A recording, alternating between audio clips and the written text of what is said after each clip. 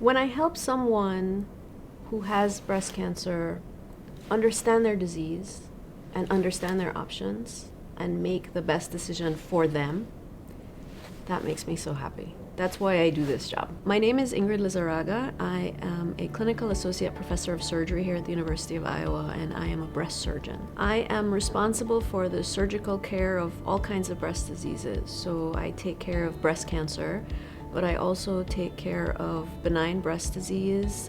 I look after women who are at increased risk for breast cancer for whatever reason. And I also take care of women after they've been treated for breast cancer or other breast diseases. So I'm a breast surgeon, that's all I do. I'm really good at it.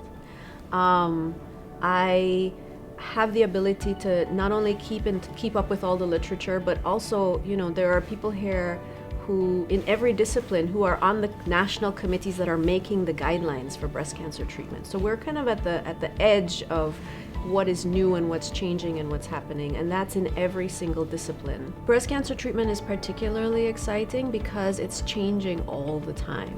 The surgeries that I do now are different than the surgeries I was doing 2 years ago. And if you're not able to kind of keep up with those changes all the time, then there's the potential that the patient may be getting not the most up-to-date kind of treatment. Breast cancer treatment is complicated, and so there's surgery, there's radiation, there's adjuvant systemic therapy, which is things like chemotherapy and oral medication, and pretty much at every level we have things to offer that may not be widely available. I think that what perhaps is the most significant thing in breast cancer treatment is our understanding that breast cancer is not a single disease, and that the outcomes and the treatments really need to be tailored to the individual patient.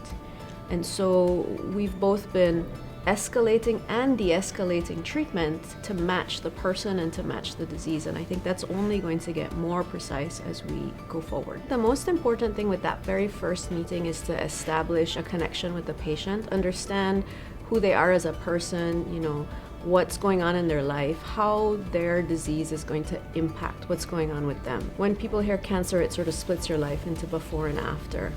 And that never really changes, but it can be made better if they can understand that, yes, it's a big deal, it's very different, but we can move forward.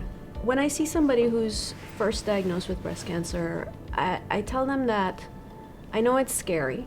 It's always frightening to hear the word cancer, but that the treatment for breast cancer has come a long way, and we are really good at treating it. We're going to help them understand what's going on. We're going to help them understand what the choices are and help them go through their journey together with them, and they'll be okay.